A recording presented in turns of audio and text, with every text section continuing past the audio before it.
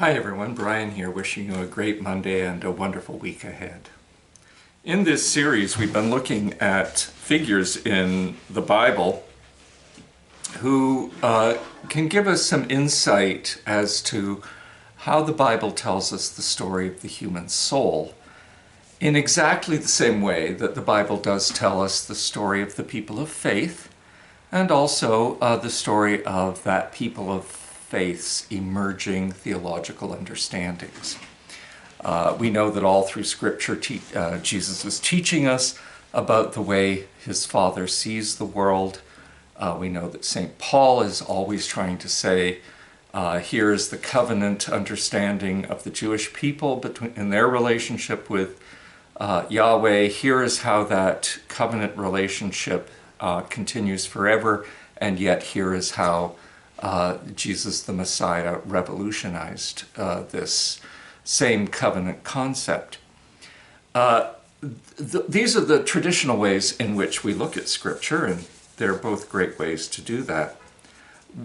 What we are saying in this series is that there's a third way to look at Scripture.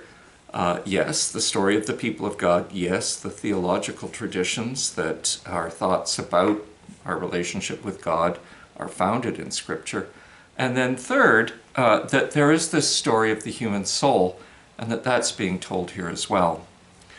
So we've been looking at figures both in the Jewish Bible and in the Christian New Testament.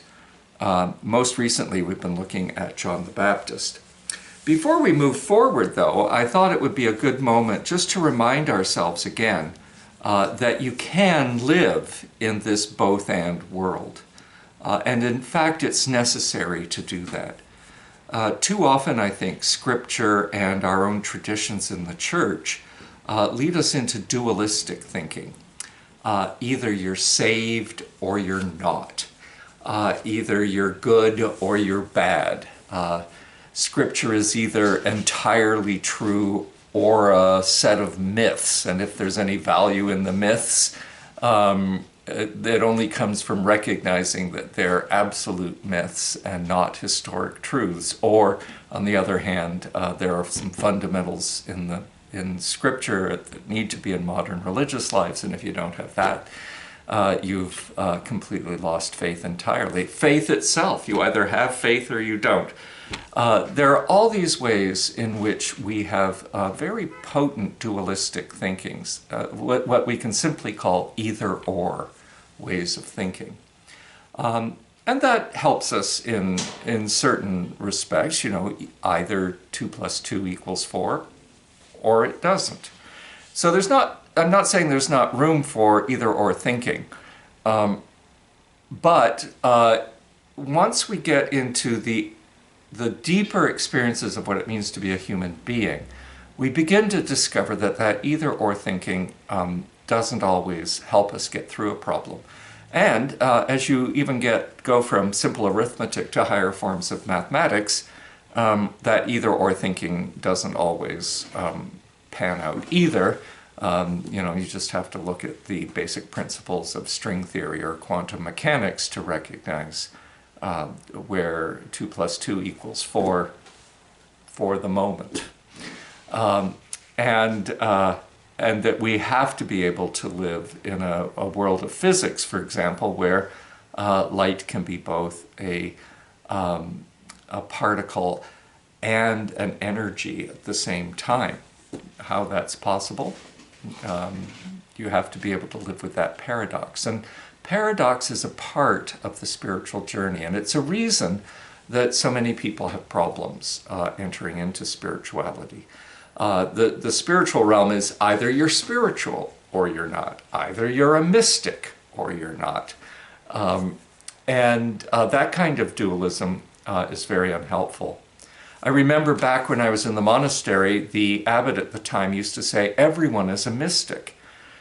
And I didn't have a clue as to what he was talking about. I certainly knew I wasn't a mystic. And there's your first example. And certainly people don't act like they're mystics.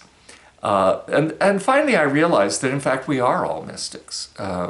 It's just that, especially in the modern world that's given us a modern scientific way of thinking, we tend to poo-poo those mystical experiences.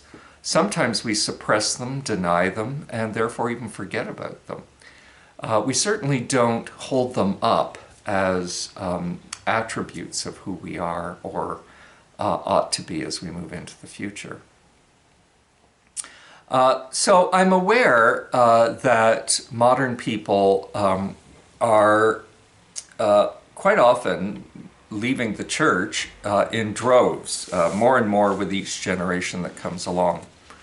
And largely, I think that's because contemporary religions, not just Christianity, but we're speaking out of a Christian parish here, that Christianity and other religions are failing to respond to the spiritual impulses and yearnings of people in the 21st century.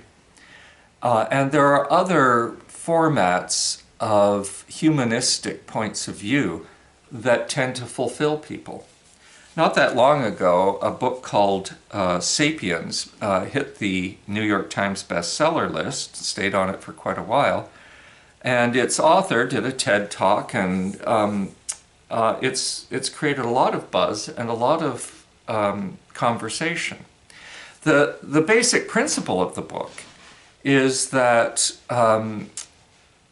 human beings can be looked at as though we are one example of a species of animal that evolved on this planet. Without fangs and fur and claws, we, like some other hominids in the evolutionary process, had to find other ways to survive and thrive. And the author does an excellent job. I found the book to be a page turner and enjoyed every bit of it, to take us through the whole history of how we've done that. At the point at which abstract concepts come into play in the human evolutionary story,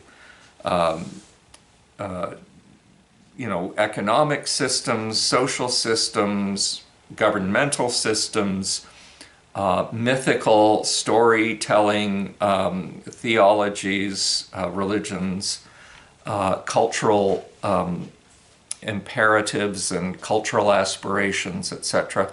Everything from justice to how we exchange money, how we dress, etc. Everything like that for the author of Sapiens is an example of how we have used the front lobes of our brains to manufacture systems that help us to survive and do more than survive, thrive, and actually become such a successful species on this planet. For him then, of course, the reality is that none of these things are in fact real. They are simply fabrications, all of them, and we will be, in a sense, better off the more we understand that. There's been a second book I recently read called Humankind, and the author of this book clearly has read Species, because he quotes it several times in his book, is advancing a theory that goes one step farther and says, well, yes, but once we got to a certain evolutionary point, that's Homo sapiens, we actually needed to evolve into kindness, a sense of not only awareness of self, but a compassionate capacity to be aware of how others see the world around us. He has a very evolutionary concept about all of that, that's what made us successful, that we were able to teach each other, learn from each other, create community more successfully because of these attributes. This means, therefore, that at least the attributes of this kind of kindness, which is why the book's titled Humankind, is real. It's part of the evolutionary process. It made us who we are, and it gives us a more dynamic way to be more flexible in this world and to have a different but real attribute, in this case, all of the things that emerge out of this compassionate capacity to interact with the world around us. So, in a sense, we have in Sapiens an understanding that we are, as a species, we are simply yet another creature that emerged on this very verdant planet that we live on. In Humankind, we have a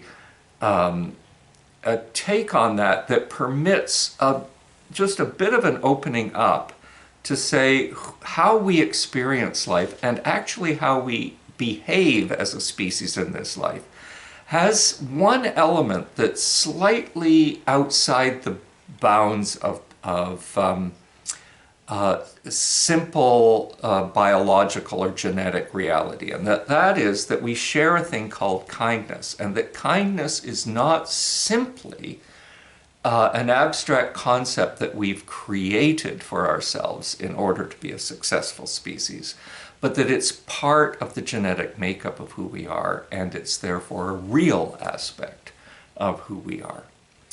I think that a lot of the people who are leaving religions behind in the 21st century find themselves, whether they've read these books or even thought about these things at any depth, in one of these two camps. That we're either simply another species that is experiencing this life, and when we die, and if we die out as a species, we die out as a species, and therefore we might as well just live our lives for, as the commercialist point of view would be, to expand as much happiness and reduce as much unhappiness as possible, because that's all there really is for us. And even that, of course, is a fabrication, but at least it's a fabrication if it's happiness that we actually enjoy, and we're avoiding unhappiness that we in fact don't enjoy.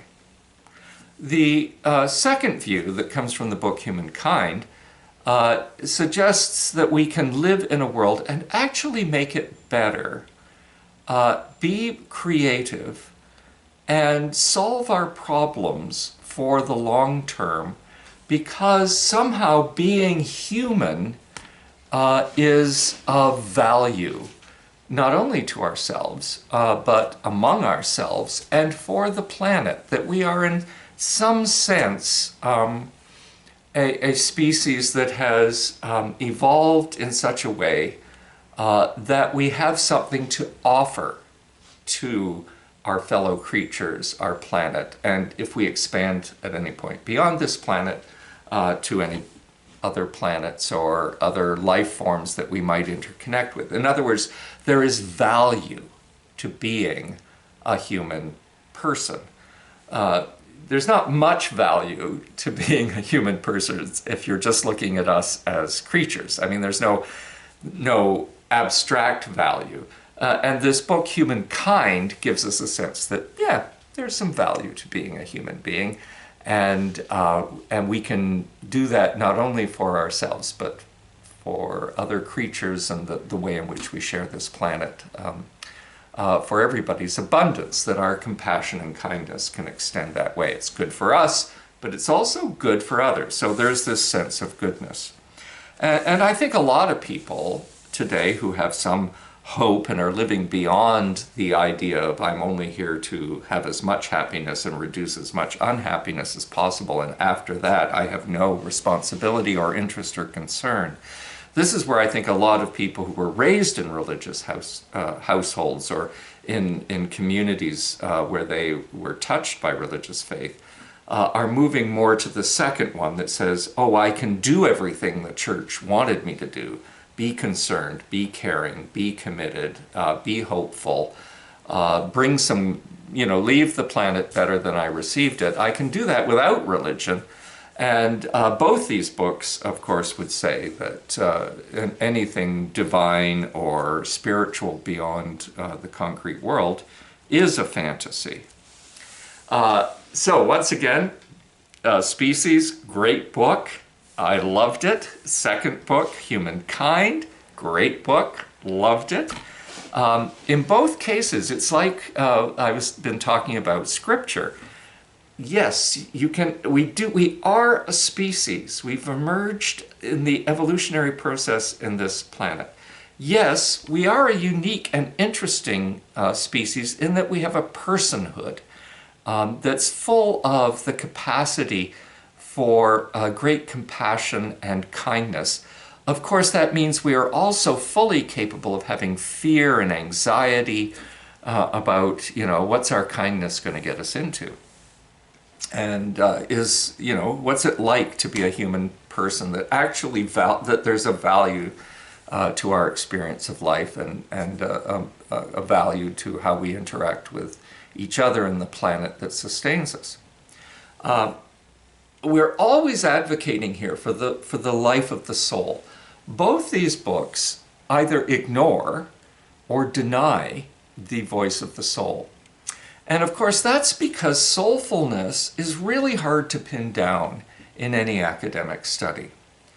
I'm very grateful to an author named Ken Wilber, who's actually dedicated his adult life to, in fact, exploring soulfulness through the lens of academic study, sociology, psychology, anthropology.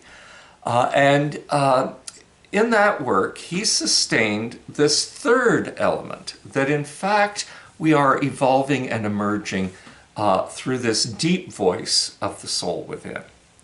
And so if you've been listening to these recordings week by week and hearing me talk about the voice of the soul, the deep self within us, I want you to know I'm not just speaking because I'm not aware that there is a critique of this from the people who do believe that human beings are simply another species, or that we're another species that has, some potential within it to interact with each other in a way that's not just entirely bound by genetic factors and evolutionary laws.